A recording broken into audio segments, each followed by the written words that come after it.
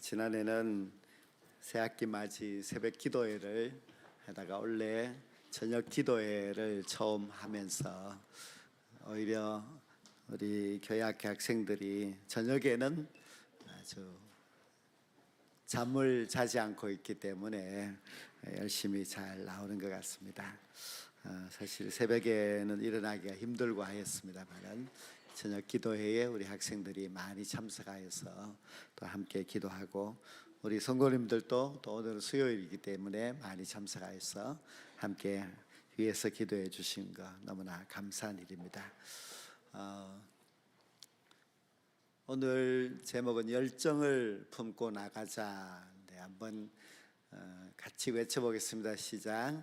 열정을 품고 나가자. 열정은 참 중요합니다. 꿈이 있는 사람은 열정이 있습니다. 그리고 열정이 있어야 꿈을 이룰 수가 있습니다. 오늘 참 안타까운 것은 우리 젊은 청소년들이 열정이 식어져 가고 있다는 점인데요. 우리 운남교회 다음 세대 또 오늘 참여한 우리 중등부는 뜨거운 열정을 가지고 나아가는 우리 청소년들인 줄로 믿습니다. 우리가 믿고 있는 하나님은 열정의 하나님이십니다. 우리 하나님을 성경은 잘 보여주고 있는데요. 창세기 1장부터 하나님이 천지를 창조하시는 것을 보면은 하나님은 매우 열정적입니다. 하나님께서 6일 동안 온 우주 만물을 창조하실 때에 하나님께서 그 일을 등한시하거나 또 천천히 게으르게 하거나 그렇게 하지 아니하고 아주 어제 말씀드렸지만은 생각을 하시고 그 생각을 하나하나 이루어내시는 것을 보면은 우리 하나님은 굉장히 열정적이라는 것을 잘 알 수가 있습니다. 우리 예수님을 보면은 예수님은 참 열정적입니다. 예수님은 이 땅에 오셔서 33년을 사셨고 그의 공생의 사역은 3년밖에 되지 않지만은 그 3년 동안 예수님이 이루신 일은 너무나 크고 위대한 일들입니다. 예수님께서 말씀하시기를 내 아버지께서 일하시니 나도 일한다 말씀하셨는데 그 아버지는 하나님이신데 하나님이 일하시니 나도 일한다고 말씀하셨고 예수님은 그 3년의 기간 동안에 복음을 전하시고 병자들을 고치시고 그리고 제자들을 양육하시고 가난한 자들을 돌보시고 너무나 많은 일들을 행하셨고 가장 중요한 것은 그 3년의 공생의 사역에서 예수님은 십자가의 대속의 죽음을 통하여서 온 인류를 죄악 가운데서 구원하는 구속의 사역을 완성하셨습니다. 그러니 예수님은 매우 열정적인 삶을 살아가셨습니다. 오늘 이 본문 말씀은 이사야 선지자가 하나님에 대한 열정을 이렇게 소개하고 있습니다. 그 정사와 평강의 더함이 무궁하며 또 다윗의 왕자와 그의 나라에 군림하여 그 나라를 굳게 세우고 지금 이후로 영원히 정의와 공의로 그것을 보존하실 것이라. 만군의 여호와의 열심히 이를 이루시리라. 만군의 여호와의 열심히 이를 이루시리라. 그렇게 이사야 선지자가 표현하였는데요. 여호와 즉 우리 하나님께서 그의 열심히 이런 모든 것을 이루어 주신다고 하였습니다. 예레미야 33장 2절 말씀에 보면은 일을 행하시는 여호와 그것을 지어 성취하시는 여호와라고 말씀하고 있는데요. 우리 하나님은 일을 주관하시고 또 일을 성취하시고 구약 성경에서 약속하시고 신약 성경에서 이루시고 또 때가 되면 사람을 부르셔서 보내시고 그 사람을 통하여서 하나님의 나라를 세워나가시는 우리 하나님의 열심은 굉장히 대단합니다. 예수님이 이 땅에 오셔서 굉장히 열심히 사셨는데요. 예수님이 제자들을 길러 놓았습니다. 근데 예수님의 제자들도 얼마나 열심히였는지 모릅니다.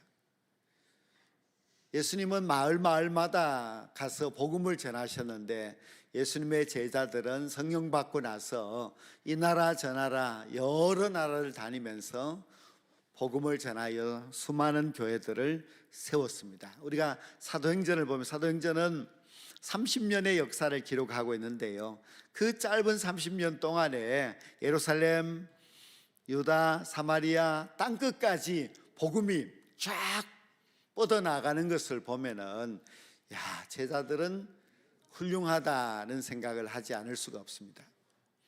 사도 바울도 그가 예수 믿고 나서 얼마나 열정적이었는지 그의 생애가 끝나기 전에 땅끝까지 복음을 전파하여서 하나님의 나라를 완성하겠다는 그런 열심을 가졌습니다. 바울이 세운 수많은 교회들, 바울이 전도하여 열매 맺은 수많은 사람들이 바울의 뒤를 이어서 땅끝까지 이르러서 복음을 전하면서 하나님의 나라를 세워나갔습니다. 그래서 이 사도의 시대, 또 그 뒤를 이은 속사도 시대에 그 기간이 비록 60년, 100년 밖에 되지 않지만은 예루살렘에서 시작된 복음이 저 아프리카, 유럽, 아시아로 뻗어나가는 그런 것을 볼 때에 제자쯤 되려면은 이 정도의 열정은 있어야 된다 하는 것을 잘 보여주고 있습니다. 우리는 꿈이 있어야 하고 또한 열정이 있어야만 합니다. 열정을 품고 자라나는 다음 세대는 아름답습니다. 우리는 하나님의 아들, 딸들이기 때문에 세상에 믿지 않는 다른 친구들보다도 더 열정이 있어야 됩니다. 구약성경 다니엘서에 보면은 다니엘과 세 친구는 열정 있는 청소년이었습니다. 그들이 나라가 어려움에 처하여서 포로가 되어서 바벨론에 끌려갔습니다. 그들이 살고 있던 유대 땅과 바벨론은 비교가 되지 않습니다. 바벨론은 세계 최강의 제국이었고 바벨론 제국은 너무너무 의리의리하여서 다니엘과 세 친구들이 가서 그것을 보고 아마 기가 죽을 수 있는데요, 그러나 그렇지 않았습니다. 다니엘과 세 친구들은 뜻을 정하였고 절대로 쫄지 아니하고 그 어마어마한 바벨론 제국과의 싸움에서 승리하게 됩니다. 그래서 그들은 뜻을 정하여서 하나님의 말씀을 지키기로 하였고 바벨론의 그 명령에 타협하지 아니하고 오직 하나님의 명령을 지켜 행했습니다. 그래서 다니엘은 다른 청소년들보다도 10배나 지혜로웠고 다니엘과 세 친구들은 비록 이방에서 포로로 끌려왔는 그런 사람들이었지만 바벨론 제국에서 최고의 높은 신하가 되는 것은 다니엘과 친구들의 열정 때문이었습니다. 하나님은 게으른 사람을 참 싫어합니다. 예수님께서는 게으른 것은 악이라고 말씀을 하셨습니다. 그리고 게으른 것은 하나님이 너무 싫어하시고 게으른 자를 하나님께서 절대로 사용하지 않으십니다. 그래서 우리 청소년들은 게으르면 안 됩니다. 게으르면은 열정을 가질 수가 없습니다. 게으른 사람이 무슨 꿈을 이룰 수가 있겠습니까? 사람은 이 게으른 것이 타고났습니다. 사람들은 조금 더 자고 싶고 조금 더 놀고 싶고 그리고 오늘 일도 내일로 미루고 싶은 그런 습성을 사람들은 다 가지고 있습니다. 그래서 사람들은 저절로 자꾸 게을러지는데 이렇게 게으른 마음을 가지고서는 절대로 큰 꿈을 이룰 수가 없습니다. 그래서 비전의 사람들은 게으르지 않아야 됩니다. 게으름을 떨쳐버려야만 비전을 이룰 수가 있습니다. 우리는 모두 게으르지 않고 꿈을 가지고 열심히 살아가야 하는데 그런데 마음은 그렇지만은 현실은 자꾸 게을러집니다. 자꾸 우리는 미루고 나태하게 살아가려고 하는 그런 습성이 있는데요, 우리가 어떻게 하면은 이 게으름을 떨쳐버리고 부지런한 사람이 될 수 있는가 하면은 성령을 받아야 됩니다. 성령을 받으면은 우리는 열정이 생기게 되고 성령 충만한 사람들은 너무너무 부지런한 사람이 될 수가 있습니다. 성경에 보면은 성령이 임하면 자녀들은 예언할 것이요, 젊은이들은 환상을 보고 노인들은 꿈을 꾸게 된다고 했습니다. 성령 받으면은 자녀들 예언하고 젊은이들은 환상을 보고 또 어른들, 노인들도 꿈을 꾸는 그런 역사가 있기 때문에 성령이 우리를 열정적으로 만든다.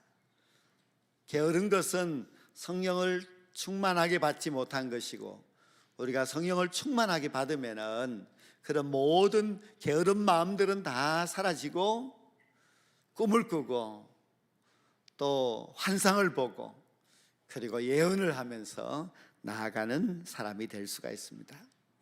예수님도 열정적인 사람을 참 좋아하셨습니다. 예수님이 이제 공생의 삶을 살아가실 때 한 번은 저 이방 나라 땅으로 가셨습니다. 거기서 이방 여인을 만났는데 그 여인의 딸이 귀신 들렸습니다.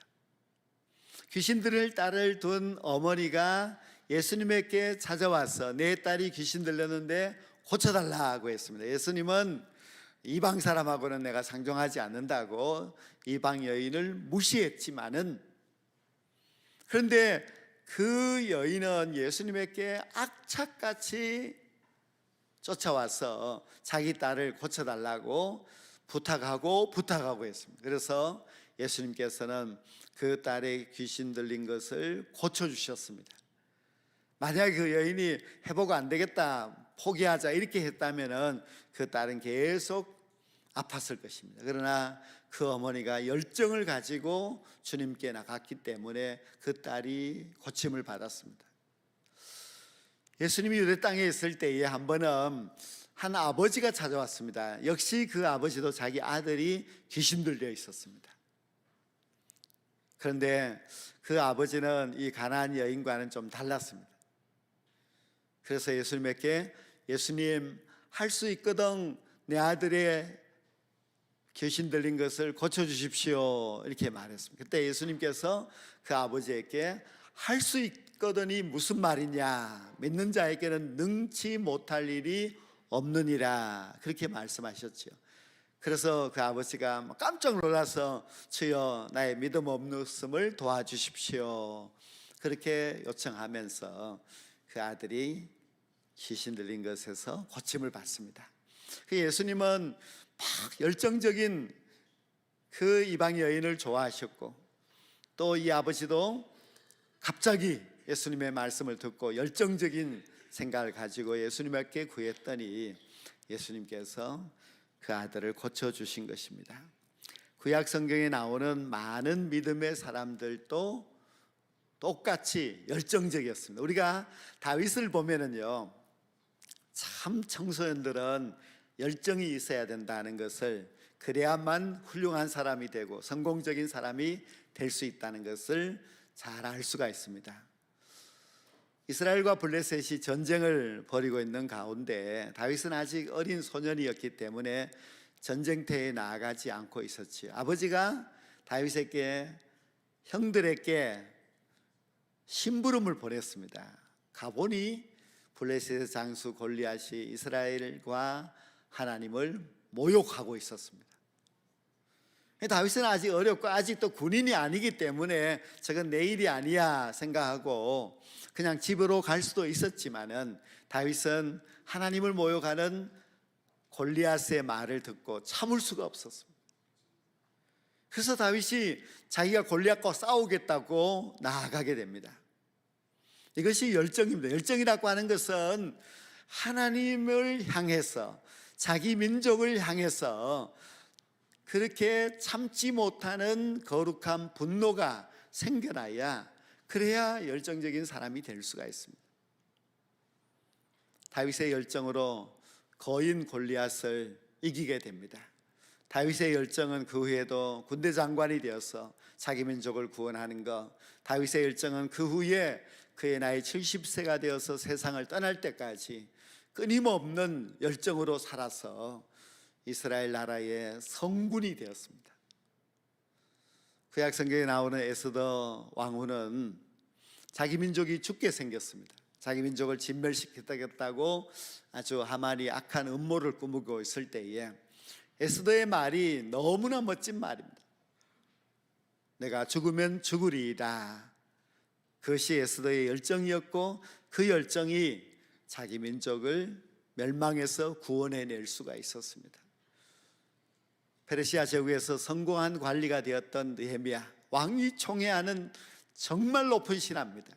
그러나 느헤미야는 자기 나라가 폐허가 되어 있다는 이야기를 듣고 그 모든 것을 버려두고 고국으로 돌아가서 예루살렘 성벽을 52일 만에 건축을 하냅니다. 이렇게 열정적인 사람이 하나님의 역사를 이룰 수가 있고, 열정적인 사람을 하나님이 좋아하셔서 그에게 일을 맡기는 것입니다.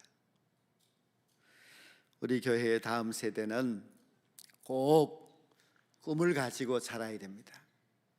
꿈을 가지고 자라는 사람에게는 반드시 열정이 있어야 됩니다.